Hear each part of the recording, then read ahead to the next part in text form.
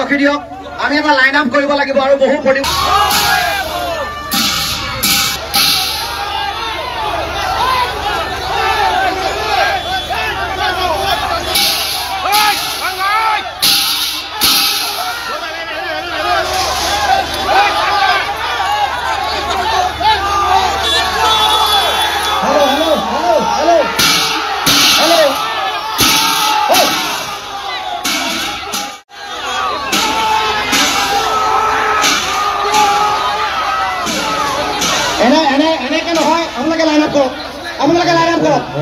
আপোনালোকে line up কৰক প্ৰতিবাৰ এনেকে নহয় আপোনালোকে লাইন আপ কৰক আপোনালোকে লাইন আপ কৰক আপোনালোকে লাইন আপ কৰক আমি গণতান্ত্ৰিক মাধ্যমেৰে শান্তি শৃংখলা বজাই ৰাখিম আমি আন্দোলন কৰিম কোনেও কিন্তু আগবাঢ়ি যাব নোৱাৰিব সকলো ইয়াত ষ্টেণ্ড হওক আপোনালোকে প্ৰথমে লাইন আপ কৰক চাওক এক মিনিট চুচৰাই আনি পঢ়াৰ কৰা হ'ল আৰু পঢ়াৰ কৰা অনা অসমীয়া দুটা হৈছে অৰুণ নাহতি আৰু পুত্তাৰ মনীষ পুত্তাৰ গতিকে অৰুণ নাহতি আৰু মনীষ পুত্তাৰ আজিৰ পৰা সাৱধান অৰুণ নাহতি আৰু মনীষ পুত্তাৰ আজিৰ পৰা তহঁতি সাৱধান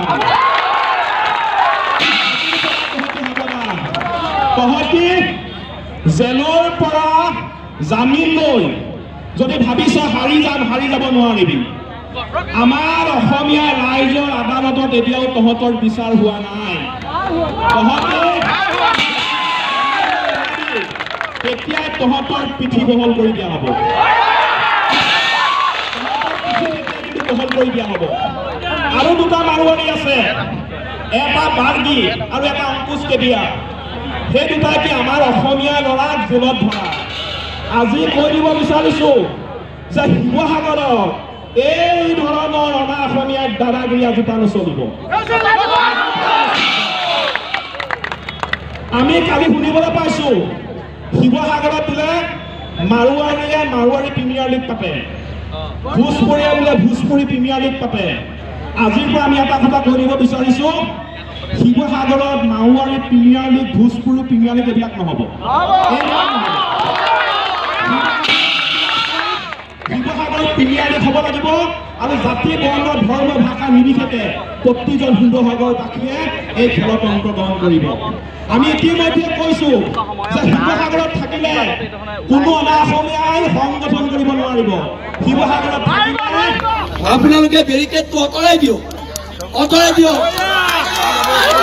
ভয় নোখোৱাব আমাক আপোনালোকে গণতান্ত্ৰিক প্ৰতিবাদ হৈছে গণতান্ত্ৰিক প্ৰতিবাদত আপোনালোকে শ্ৰদ্ধা জনাব লাগিব আপোনালোকে বুধেশ্বৰ গগৈক হত্যা কৰিলে সেই হত্যাকাৰীজনক আজিলৈকে আপোনালোকে ধৰিব নোৱাৰিলে আৰু ইয়াত এটা বেৰিকেড লগাই বীৰত্ব দেখুৱাব আহিছে কি কথা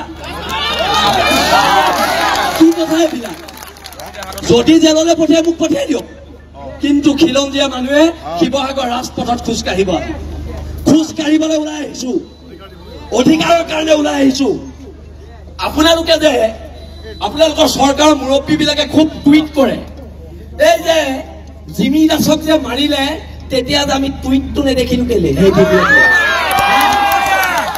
সেই ভিডিঅ'ত আমি টুইটটো নেদেখিলো টুইট নেটি কিবা এটা কৰি থাকে আপোনালোকৰ মুৰব্বীজনে সেইটো আমি নেদেখিলো এতিয়া কথাবিলাক হৈছে আমি সিদ্ধান্ত ল'লো আমি মাৰ খাই জীয়াই নাথাকো আমি মাৰ খাই জীয়াই আৰু আজি ইয়াত শিৱসাগৰ জনগণে এটা সিদ্ধান্ত লওক কি হয়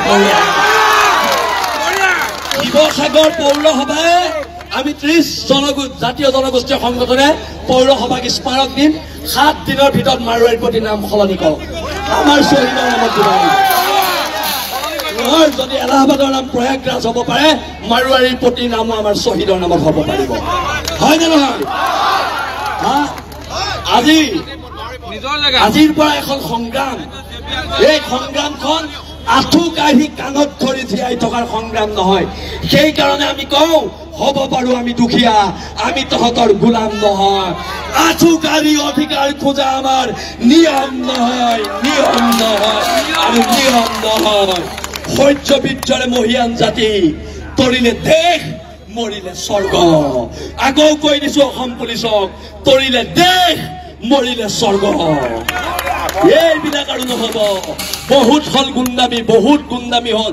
17 চনৰ পৰা মাৰ খাই আহিছো, 17 চনৰ পৰা আমাৰ মানুহ মাৰি আহিছে, আৰু 17 চনৰ পৰা এইবাৰ আমি নোলোৱাহেঁতেন আজিও এইকেইটা জেলত নাযায়। আমি ৰাজপথত নোহোৱাহেঁতেন শিৱসাগৰ থানাত OC টেবুলত বহি লাল চাহ চিংৰা খাই জামিন দি দিলেহেঁতেন, হয় নে নহয়? ফেচবুক লাইভ কৰি জাতীয় সংগঠনৰ ল'ৰা এটাক মাৰিলে, মৰাৰ পিছত প্ৰতিবাদ হ'ল। প্ৰতিবাদ হোৱাৰ পিছত সেই মাৰোৱাৰী মানুহজনক শিৱসাগৰ তেতিয়া OC কোন আছিলে মই পাহৰিলো, OCয়ে লাল চাহ আৰু চিংৰা খাই জামিন দি দিলে। সিহঁতৰ কাৰণে জামিনটো বৰ সৰু বস্তু, লাল চাহ আৰু চিংৰা, আৰু আমাৰ কাৰণে 3 মাহ জেল। সিহঁতৰ কাৰণে জামিনটো লাল চাহ চিংৰা, আমাৰ কাৰণে জামিনটো 3 মাহ জেল নহব। কিহৰ আইন? আপোনালোকৰ আইনখন ক'ত যায়গে? মাৰোৱাৰীকেইটা দেখিলে ক'ত যায় আইনখন আপোনালোকৰ? আমাৰ আমি স্বাভিমানেৰে জেলত থাকো, কিন্তু মই আজি আপোনালোকক কৈ দিছো, আজি প্ৰশাসনক কৈ দিছো, স্বাভিমানে আমি জেলত থাকো, কিন্তু থাৰ্ড ক্লাছ মাৰোৱাৰী এটা ভৰিত নধৰো। না তাৰ পৰা পইচা খাওঁ, না তাৰ লগত কিবা ব্যৱসায়িক সম্পৰ্ক আছে, একো নাই। স্বাভিমানেৰে জেলত থাকিবলৈ আমি গৰ্ব কৰো। আৰু যদি আপোনালোকে, মই এতিয়াও কৈছো, এই মানুহখিনিক যদি সুৰক্ষা দিবলৈ আপোনালোকে বিচাৰে, সেইটো আপোনালোকে ঐতিহাসিক ভুল কৰিব, সেইটো ভুল নকৰিব। আজি ইয়াত থলগিৰি মানুহ ওলাই আছে, আজি ইয়াত হিন্দু মুছলমান ওলাই অহা নাই, থলগিৰি মানুহ ওলাই আহিছে। আৰু এই থলগিৰি মানুহৰ স্বাভিমানক আপোনালোকে শ্ৰদ্ধা কৰক, শ্ৰদ্ধা কৰিব লাগিব। শিৱসাগৰ পুলিচ প্ৰশাসনে শ্ৰদ্ধা কৰিব লাগিব, কাৰণ আজি ইয়াৰ SP খিলঞ্জীয়া মানুহ, তেখেতৰ লগত কথা বতৰা হৈছে, গণতান্ত্ৰিক আন্দোলন কৰিম বুলি আমি কৈছো, কাৰণ তেওঁ খিলঞ্জীয়া মানুহ। ইয়াৰ OC খিলঞ্জীয়া মানুহ, ইয়াৰ এডিশ্যনেল SP খিলঞ্জীয়া মানুহ। খিলঞ্জীয়া মানুহ কাৰণে আমি আপোনালোকক শ্ৰদ্ধা কৰিছো। আপোনালোকে বেৰিকেডটো আঁতৰাই দিয়ক, আমি খুব শান্তিপূৰ্ণ গণতান্ত্ৰিকভাৱে ইয়াৰ পৰা আগবাঢ়ি যাম। আৰু সকলোৱে মিলি এটা কথা অংগীকাৰবদ্ধ হওক, সকলোৱে হাত মুঠি মাৰি কওক, মাৰ খাই জীয়াই নাথাকো।